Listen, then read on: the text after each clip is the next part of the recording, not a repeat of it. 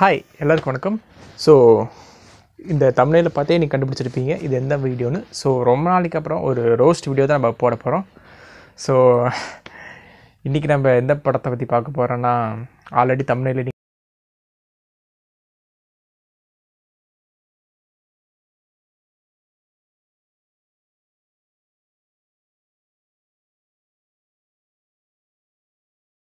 இப்போ ரீசெண்டாக நம்ம அவர் பேர் என்ன, கஜோல், அவர் பேர் என்னடா, என்ன துண்ண? Actually today my lunch was நிறுத்து. என்ன சொல்ற? 5 ரூபா பிரியாணி சாப்பிட்டேன். 5 ரூபா பிரியாணியா? சாரி. ஸோ இன்றைக்கி நம்ம பார்க்க போகிறது போலா படத்தோட ரோஸ்ட்டு தான். ஸோ இது வேறு எதுவும் இல்லை, நம்ம தமிழில் ஒரு பர்ஃபெக்ட் ஃபர்னிச்சராக உருவான கைதி படத்தோட ரீமேக் தான் இந்த போலா. ஸோ இதை பற்றி என்ன, ஆல்ரெடி நிறைய ஃபர்னிச்சர் உடச்சிட்டாங்க, கடைசியாக இந்த கைதி ஃபர்னிச்சரையும் உடச்சிட்டாங்க. லோக்கினா நீங்கள் இந்த வீடியோ பார்த்துட்டு இருப்பீங்கன்னு தெரியும். ஸோ அதனால தான் இந்த வீடியோ நான் பதிவு பண்ணுறேன். அப்படி நீங்கள் நரேன் கேரக்டரை லேடி கேரக்டரை மாற்றுறது கூட நான் மன்னிச்சு விட்ருவேன்டா. ஆனால் ஓப்பனிங் சீன்லேயே அர்ஜுன் தாஸ் கேரக்டருக்கு ஐட்டம் சாங் வச்சிங்க பாருங்கடா, அதை மட்டும் நான் மறக்கவே மாட்டேன்டா. அது எப்படா உங்களால் மட்டும் இப்படி தோணுது? சே, ஸ்டார்டிங் சீன்லேயே அர்ஜுன் தாஸ் கேரக்டர் இன்ட்ரோடக்ஷன்லேயே ஒரு ஐட்டம் சாங் வைக்கிறாங்க. Okay, Naren character lady character மாற்றிட்டாங்க, அது வேறு யாருன்னு தெரியல. இந்த ஹீரோயின் கேரக்டர் இந்த தம்புன்னு நினைக்கிறேன், அவங்க கேரக்டர் ஓகே. கைதி படத்தில் ஃப்ளாஷ்பேக்கே இருக்காது, ஆனால் இதில் ஃப்ளாஷ்பேக்கில் ஒரு மாண்டேஜ் சாங் ஓடுது, அதில் வேறு அம்மா அப்பா நடிச்சுக்கிறாங்க. அவ்வளோ படம் மேம், இது உங்களுக்கு நியாயமாக இருக்கா? நீங்கள் கதையெல்லாம் கேட்டு தான் நடிச்சிருப்பீங்க. ஆல்ரெடி நீங்கள் கைதி படத்தை பார்த்து விட்டுருப்பீங்க. உங்கள் கைதியில் முக்கியமான ஒரு சீனு பிரியாணி சீனு தான். அந்த பிரியாணி சீனை பார்க்கும்போது பின்னாடி பேக்ரவுண்ட் சாம் சிஎஸ் மியூசிக்கில் அந்த கார்த்தியா பிரியாணி சாப்பிடும்போது அப்படியே நமக்கே அந்த சீனே ஒரு மாசாக இருக்கும். ஆனால் இங்கே இவனுங்க ஒரு தந்தூரி சிக்கனை ஃபுல்லாக வச்சு நம்ம ஆள் யார், நம்ம ஹீரோ சாப்பிட்றாரு. அடுத்து வந்து பார்த்திங்கன்னா படம் ஃபுல்லாகவே நம்ம கார்த்தி சார் கையில் ஒரு விலங்கோட தான் இருப்பார். ஆனால் இங்கே ஃபஸ்ட்டு சீன்லேயே கை விலங்கு அவுத்து விட்றாங்க, அப்புறம் மீதி எல்லாம் நல்லா எம்டியாக திரிஞ்சிட்டு இருக்கிறாரு. என்னடா படத்தோட மெயின் கோரே அப்படி கை வச்சிட்டிங்களேடா. அதுக்கடுத்து படம் ஃபுல்லாக நைட்டே தான் நடக்கும், கடைசியில் போகும்போது தான் அந்த காலையில் விடியறது காமிப்பாங்க. ஆனால் இங்கே படம் ஃபுல்லாக நைட்டு, ஆனால் பாதியிலே காலையிலே விடிஞ்சிருது. அந்த கன் சீட்டோட சீனில் நைட் சீக்வன்ஸ் நடக்க வேண்டியது, ஆனால் இவனுங்க என்ன பண்ணி வச்சுக்கிறாங்கன்னா அது காலங்காத்தால் பண்ணி வச்சுக்கிறாங்க. அது எப்படி ராக்கெட் லான்ச்சர்லாம் எடுத்துகிட்டு வில்லங்க வராங்க, ஆனால் இவனுக்கு ஹீரோ நின்றுக்கிட்டு பின்னாடியே ஒரே ஒரு ஷார்ட் கன் வச்சுட்டு எல்லாத்தையும் சுட்டுக்கிறாரு. நினச்சி பாருங்க டே, அந்த கனுக்கும் ராக்கெட் லான்ச்சருக்கு எவ்வளோ வித்தியாசம் இருக்குது. வில்லனுக்கு இதில் எப்படி குவாரி நடக்கிற இடத்துல ஒரு ஃபைட் சீன் வருமோ அதே மாதிரி இதுலேயும் ஒரு ஃபைட் சீன் வருது. அது ஏதோ ஒரு ஃபால்ஸு பக்கத்தில் ஏதோ க்ரீன் மேட் போட்டு எடுத்துருப்பாங்க போல். அந்த க்ரீன் மேட் போட்டு அங்கே ஏதோ ஒரு பெரிய சிவன் சிலை இருக்குது, அங்கே தான் ஒரு ஃபைட் சீன் வருது.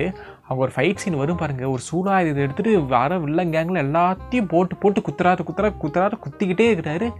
என்னான்னு தெரில. ஒரு சீனில் நம்ம ஹீரோ கையில் ஏதோ ஒரு பாக்கெட்லேருந்து ஏதோ ஒரு பேக்கெட்டை எடுத்து அப்படியே கையில் கொட்டுறாரு. அதை பார்த்தோன்னே நம்ம மைண்டு வேற எங்கேயோ போயிடுச்சு.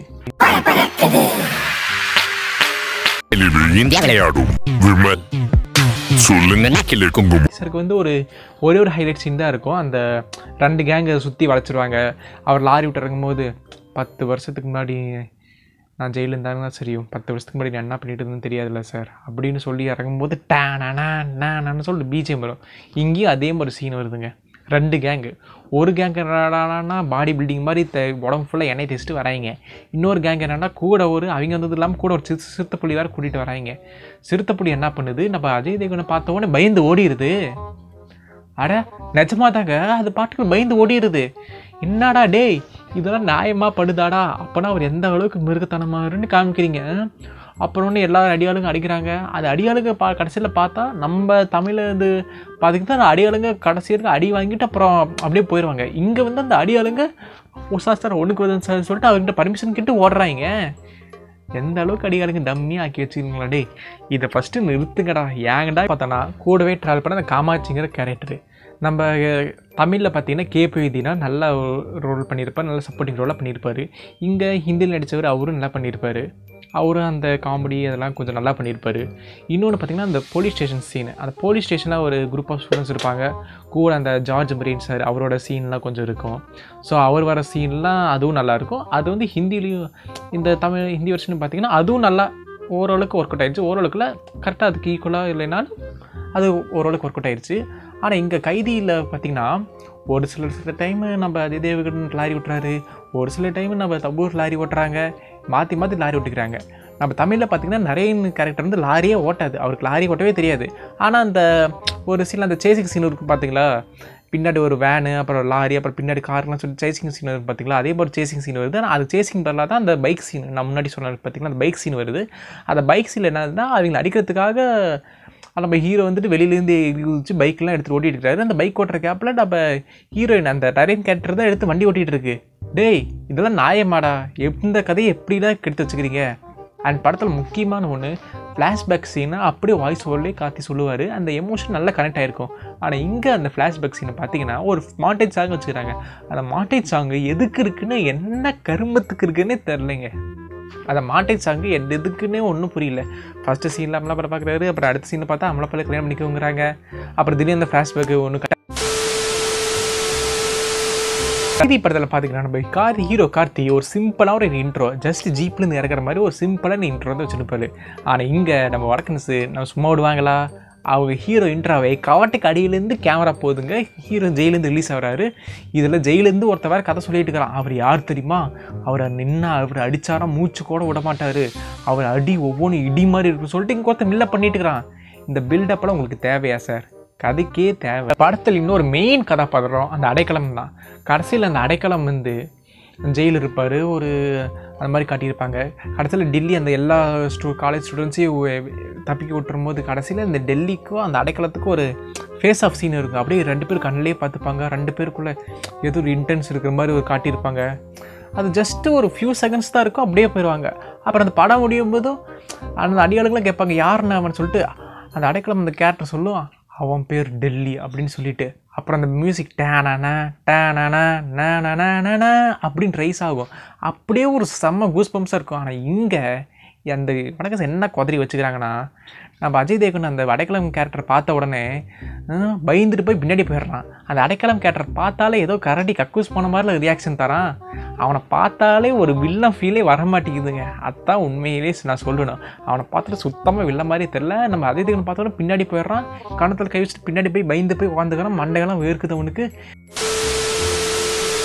மொத்தத்தில் சொல்லணுன்னா கைதிங்கிற ஒரு நல்ல ஃபர்னிச்சரை இவனுங்க வட மாநிலத்தில் தூக்கிட்டு போய் எந்த அளவுக்கு கதறன்னு உடைக்க முடியுமோ, கற்பழிக்க முடியுமோ அந்த அளவுக்கு கற்பழிச்சிட்டாங்க. படத்தில் ஒரு சீன் கூட பார்க்க வர மாதிரியே இல்லை, ஒரு சீன் கூட சூப்பர்னு சொல்கிற மாதிரியும் இல்லை. இவனுக்கு எதுக்கு தான் ரீமேக் பண்ணி ரைட்ஸ் வாங்கி எடுக்கிறாங்கன்னு தெரில. ரீமேக் பண்ணுறதா பண்ணுறீங்க, கொஞ்சம் ஒழுங்காக தான் பண்ணுங்களேன்டா அப்படின்னு தான் கேட்க தோணுது. இவனுங்களை வச்சுக்கிட்டு என்னன்னே தெரில. அடுத்து வேறு ஒரு படம் வருதான் வீர ரீமேக்கு, நம்ம சல்லுபாய் நடிக்கிறாரு. அவர் என்னத்த வீர படத்தை எப்படி கற்பழிக்க போகிறாங்கன்னு எனக்கு தெரில. அதுக்கும் வெயிட் பண்ணி ரோஸ்ட் வருது. ஸோ இந்த வீடியோவில் நான் கொஞ்சம் ஒரு மாதிரி பேசியிருப்பேன். ஏன்னா இந்த வீடியோவே நான் வடக்கன் சுருவன் தான் நான் பண்ணிட்டு இருக்கிறேன். எங்கள் தலைக்கு எவ்வளோ தில்லு பத்தியா உன்னை நினச்சா எனக்கு பாவமாக இருக்கேன்னா அடுத்து உங்கள் மாஸ்டர் படம் வேறு ரீமேக் பண்ண போகிறாங்க. அது வேறு என்ன பண்ண போகிறாங்கன்னு தெரில, பொறுத்துட்டு இருந்தால் பார்க்கணும். கைதிங்கிற ஒரு மாஸ்டர் பீஸை எந்த அளவுக்கு கடிச்சு கொதற முடியுமோ அந்த அளவுக்கு கொதற வச்சிட்டீங்க. இந்த இதுக்கு மேலே சொல்கிறதுக்கு வேறு எதுவுமே இல்லை. எனக்கு மூட் ஆஃப் ஆயிடுச்சு.